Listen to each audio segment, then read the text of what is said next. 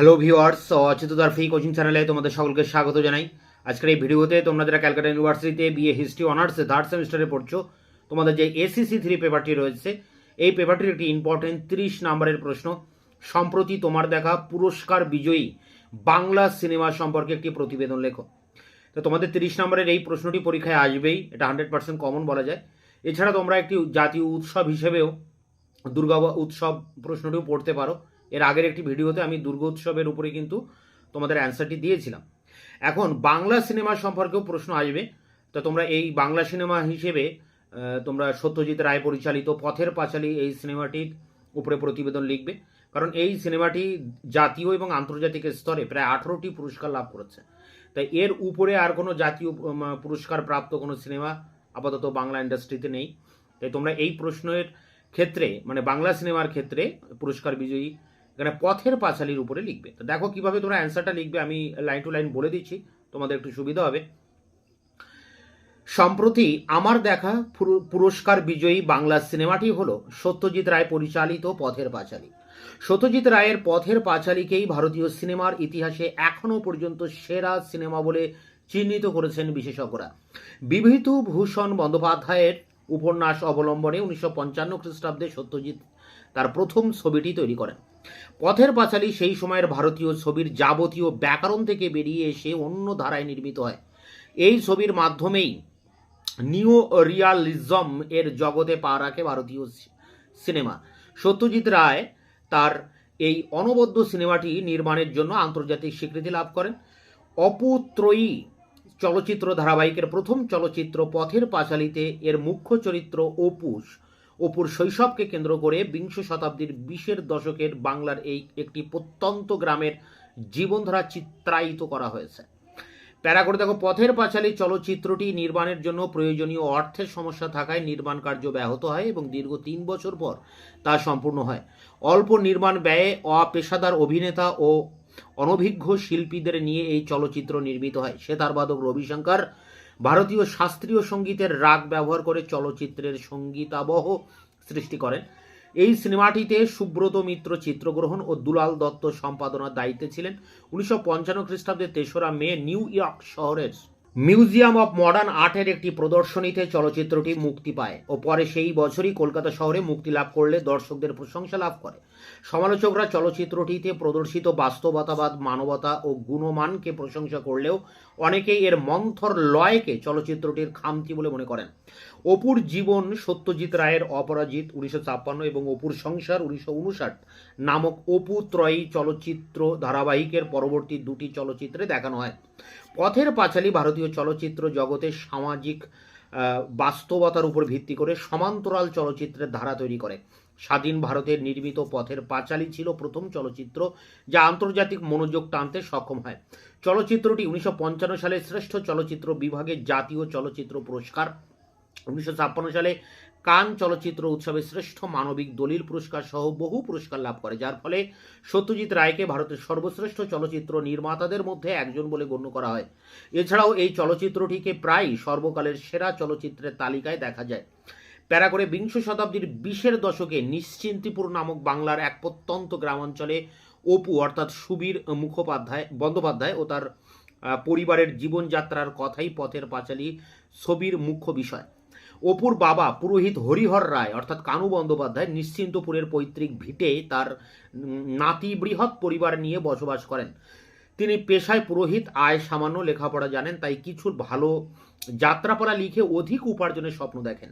বাস্তবে তিনি অত্যন্ত ভালো মানুষ এবং লাজুক প্রকৃতির লোক। সকলেই সহজেই তাকে ঠকিয়ে নেয়। পরিবারের তীব্র অর্থ সংকটের সময়েও তিনি তার প্রাপ্য বেতন আদায় করার জন্য নিয়োগকর্তাকে তাগাদা দিতে পারেন না। হরিহরের দূর সম্পর্কের বিধবা পিসি ইন্দিরা ঠাকুরনের অর্থাৎ চুনিবালা দেবী দেখাশোনা করেন। দরিদ্রের সংসার বলে নিজের সংসারে বৃদ্ধা নুব্জদেহ ইন্দিরা ঠাকুরনের ভাগ বসানোটা ভালো চোখে দেখেন না সর্বজয়া। সর্বজয়ের অত্যাচারে অসহ্য বোধ হলে ইন্দিরা মাঝে মাঝে অন্য এক আত্মীয়ের বাড়িতে গিয়ে আশ্রয় নেন। দুর্গা তার ধনী প্রতিবেশীর বাগান থেকে ফলমূল চুরি করে আনে ও ইন্দিরা ঠাকুরনের সঙ্গে ভাগাভাগি করে খায়। একদিন সেই প্রতিবেশীর স্ত্রী এসে দুর্গাকে একটি পুঁতির মালা চুরির দায়ে অভিযুক্ত করেন ও এই চুরি প্রবণতাকে উৎসাহ দেওয়ার অপরাধে সর্বজয়াকে দোষী সাব্যস্ত করেন।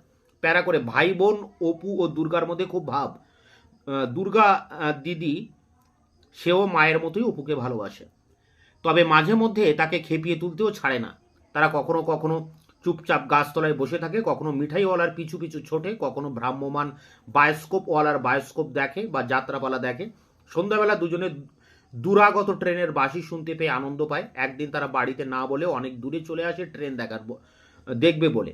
কাশের বনে ট্রেন দেখার জন্য অপু দুর্গার ছোটাছুটির দৃশ্যটি এই ছবির একটি স্মরণীয় ক্ষণ। বাড়ি ফিরে এসে তারা ইন্দিরা ঠাকুরনকে মৃত অবস্থায় দেখতে পায়। প্যারা করে গ্রামে ভালো উপার্জন করতে সক্ষম না হয়ে হরিহর একটা ভালো কাজের আশায় শহরে যান। সর্বজয়াকে তিনি প্রতিশ্রুতি দিয়ে যান যে ভালো উপার্জন হলে ফিরে এসে ভাঙা বসত বাড়িটি সারিয়ে তুলবেন। হরিহরের অনুপস্থিতিতে তাদের অর্থ সংকট তীব্রতর হয়। সর্বজয়া অত্যন্ত একা বোধ করতে থাকেন ও খিটখিটে হয়ে যেতে থাকেন। বর্ষাকালে একদিন দুর্গা অনেকক্ষণ বৃষ্টিতে ভিজে জ্বর বাঁধায়। ওষুধের অভাবে তার জ্বর বেড়েই চলে ও শেষে সেই ঝড়ের রাতেই দুর্গা মারা যায়। এরপর একদিন হরিহর ফিরে আসেন। শহর থেকে যা কিছু এনেছেন তা সর্বজয়াকে বের করে দেখাতে থাকেন। সর্বজয়া প্রথমে চুপ করে থাকেন, পরে স্বামীর পায়ে কান্নায় ভেঙে পড়েন। হরিহর বুঝতে পারেন যে তিনি তার একমাত্র কন্যাকে হারিয়েছেন। তার গ্রাম ও পৈতৃক ভিটে ছেড়ে অন্য কোথাও চলে যাওয়ার সিদ্ধান্ত নেন। যাত্রার তোড়জোড় শুরু হলে অপু দুর্গার চুরি করা পুঁতির মালাটা আবিষ্কার করে। সেই মালাটা ডোবার জলে ছুঁড়ে ফেলে দেয়। ছবির শেষ দৃশ্যে দেখা যায় অপু বাবা মায়ের সঙ্গে গরুর গাড়িতে চড়ে নতুন এক গন্তব্যের উদ্দেশ্যে চলেছে। এরপরে দেখো, এই পর্যন্ত কাহিনীটা বলা হলো সারসংক্ষেপে এই সিনেমার। এরপরে পথের পাঁচালী চলচ্চিত্রের কলা কুশলীগণ হলেন কানু বন্দ্যোপাধ্যায়, হরিহর রায়, অপু ও দুর্গার বাবা; করুণা বন্দ্যোপাধ্যায়, সর্বজয়া রায়, অপু দুর্গার মা; সুবীর বন্দ্যোপাধ্যায়, অপূর্ব রায়, শিশু অপু; রুঙ্কি বন্দ্যোপাধ্যায়, শিশু দুর্গা; পিনাকি সেনগুপ্ত, অপূর্ব রায়, কিশোর অপু। মানে এখানে অপুর দুটো চরিত্র, একটা মানে শিশু বয়সে, একটি কিশোর বয়সে; উমা দাশগুপ্ত, কিশোরী দুর্গা; চুনিবালা দেবী, ইন্দিরা ঠাকুরন; তুলসী চক্রবর্তী, প্রসন্ন শিক্ষক। প্যারা করে বিভূতিভূষণ বন্দ্যোপাধ্যায়ের পথের পাঁচালী বাংলা সাহিত্যের একটি ধ্রুপদী জীবনমূলক উপন্যাস। 1928 সালের একটি সাময়িক পত্রে ধারাবাহিকভাবে উপন্যাসটি প্রকাশিত হতে শুরু করে এবং 1929 খ্রিস্টাব্দে পুস্তকাকারে প্রকাশিত হয়। উপন্যাসটিতে একটি দরিদ্র পরিবারের নিজের গ্রামের ভিটেতে টিকে থাকার লড়াই এবং সেই পরিবারের ছেলে অপুর বেড়ে ওঠা বর্ণিত হয়েছে। উপন্যাসের পরবর্তী অংশে বাবা মায়ের সঙ্গে অপু গ্রাম ছেড়ে যাত্রা ও কাশীবাসের কাহিনী রয়েছে, যা সত্যজিৎ রায়ের অপরাজিত নামক পরবর্তী চলচ্চিত্রে দেখানো হয়েছে। 1944 সালে সিগনেট প্রেসের চিত্রলেখ নকশাকার হিসেবে কর্মরত থাকাকালীন সত্যজিৎ রায় প্রথমে পথের পাঁচালী উপন্যাসটির একটি নতুন অখণ্ড সংস্করণের অলঙ্করণ করার সময় বইটি পড়েন। প্রেসের মালিক ডি কে গুপ্তা তাকে বলেন যে এই বইটি থেকে একটি অসাধারণ চলচ্চিত্র নির্মাণ করা সম্ভব। 1946 থেকে 1947 সালে সত্যজিৎ যখন চলচ্চিত্র বানানোর কথা চিন্তাভাবনা শুরু করেন, তখন তিনি এই উপন্যাসের মানবতা ও গীতিধর্মিতার প্রভাবে এটিকে চলচ্চিত্রে রূপান্তরিত করার সিদ্ধান্ত নেন। লেখকের বিধবা স্ত্রী সত্যজিৎ রায়কে এই উপন্যাস থেকে চলচ্চিত্র নির্মাণের অনুমতি দেন।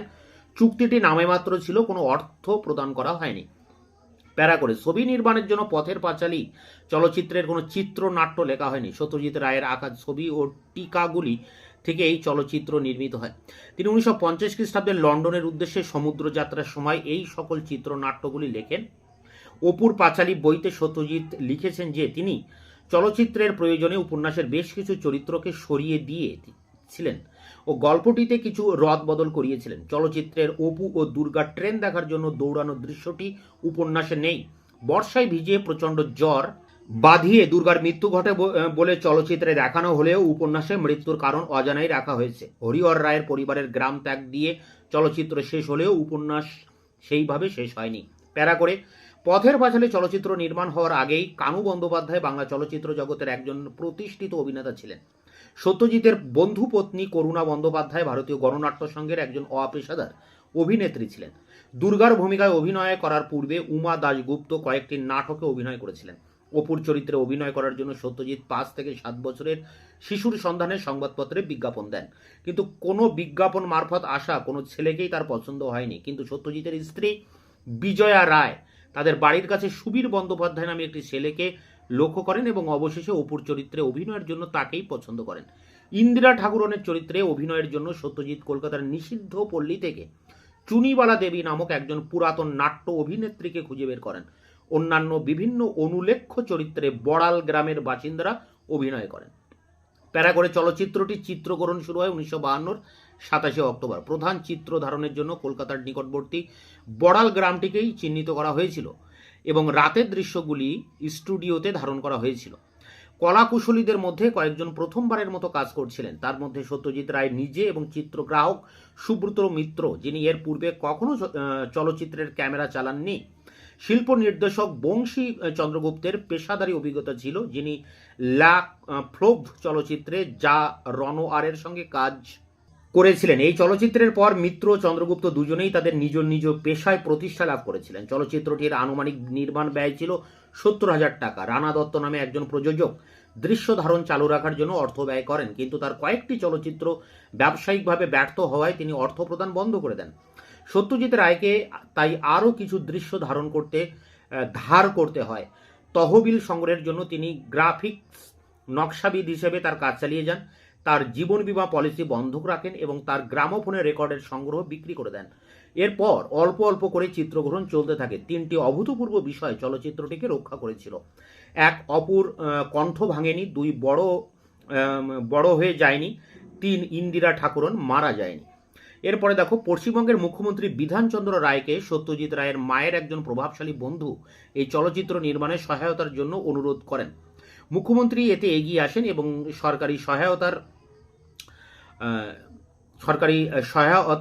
জন্য অনুরোধ করেন। মুখ্যমন্ত্রী এতে এগিয়ে আসেন এবং সরকারি কর্মকর্তারা চলচ্চিত্রটির ধারণকৃত দৃশ্যগুলি দেখেন।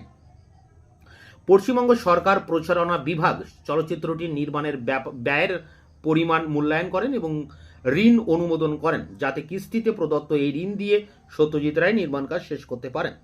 সরকার চলচ্চিত্রের প্রকৃতি বুঝতে পারেনি। তারা ভেবেছিল এটি গ্রামীণ উন্নয়ন সম্পর্কিত কোনো প্রামাণ্য চিত্র এবং ঋণটি এই চলচ্চিত্রের নামে রাস্তা উন্নয়ন খাতে নথিভুক্ত করেছিলেন। প্যারা করে দেখো, চলচ্চিত্রটিতে সুরদান করেন সেতার বাদক রবিশঙ্কর। ভারতীয় শাস্ত্রীয় সঙ্গীতের রাগ ব্যবহার করে এই চলচ্চিত্রের সঙ্গীত আবহ তৈরি করা হয়েছিল। সত্যজিৎ রায় ও তার দল দীর্ঘ সময় ধরে নির্মাণ পরবর্তী ধাপে কাজ করেন, যাতে মিউজিয়াম অব মডার্ন আর্টের 1955 সালের মে মাসে ভারতের টেক্সটাইল অ্যান্ড অর্নামেন্টাল আর্টস প্রদর্শনীতে চলচ্চিত্রটিকে ঠিক সময়ে জমা দিতে পারেন। এরপর চলচ্চিত্রটি কলকাতার অ্যাডভার্টাইজিং ক্লাবের বার্ষিক সভায় স্থানীয় উদ্বোধনী প্রদর্শনী হয়, কিন্তু এখানে নেতিবাচক সাড়ার ফলে সত্যজিৎ রায় খুবই মর্মাহত হন। কলকাতার প্রেক্ষাগৃহে মুক্তির পূর্বে সত্যজিৎ রায় বৃহৎ আকৃতির পোস্টারের নকশা করেন। তার মধ্যে ছিল অপু ও দুর্গার দৌড়ানোর দৃশ্য। পথের পাঁচালী কলকাতার চলচ্চিত্র প্রেক্ষাগৃহে মুক্তি পায় 26 আগস্ট 1955 সালে এবং শুরুতে খুবই অল্প সাড়া পড়ে, কিন্তু লোকমুখে শোনার পর 1 বা 2 সপ্তাহের মধ্যেই প্রেক্ষাগৃহের লোকে পরিপূর্ণ হতে শুরু করে। আন্তঃভাষ্য দেরিতে তৈরি হওয়ায় মার্কিন যুক্তরাষ্ট্রে 1957 সালের ডিসেম্বরে চলচ্চিত্রটি পৌঁছায়। 1958 সালে মার্কিন যুক্তরাষ্ট্রে এটি ব্যাপক সফলতা অর্জন করে এবং new York 5th avenue play হাউসে 8 মাস ধরে চলে। সর্বোপরি চলচ্চিত্রটি বিশ্বব্যাপী বক্স অফিসে মোট প্রায় 100 মিলিয়ন টাকা আয় করে।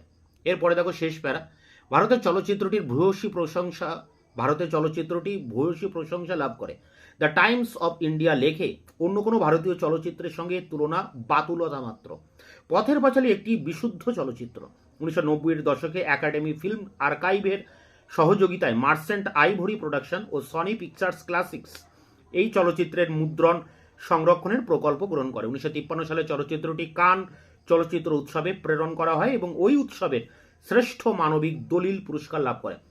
2006 সালে দি অবজারভারের ফিলিপ ফ্রেন্স একে সর্বকালের অন্যতম সেরা চলচ্চিত্র বলে অভিহিত করেন। 2018 সালে চলচ্চিত্রটি বিবিসির সর্বকালের 100 সেরা বিদেশি ভাষার চলচ্চিত্র তালিকায় 15তম স্থান অধিকার করে। জাতীয় ও আন্তর্জাতিক মিলিয়ে মোট 18টি পুরস্কার পেয়েছিল পথের পাঁচালী। এই ছিল একটি পুরস্কার বিজয়ী বাংলা সিনেমার উপরে প্রতিবেদন। এটি সংগ্রহ করে পরীক্ষার প্রস্তুতি নাও। দেখা হচ্ছে অন্য কোনো ভিডিও ক্লাসে। ভিডিওটি ভালো লাগলে অবশ্যই বন্ধুদের কাছে শেয়ার করবে এবং ভিডিওটিতে একটি লাইক দেবে।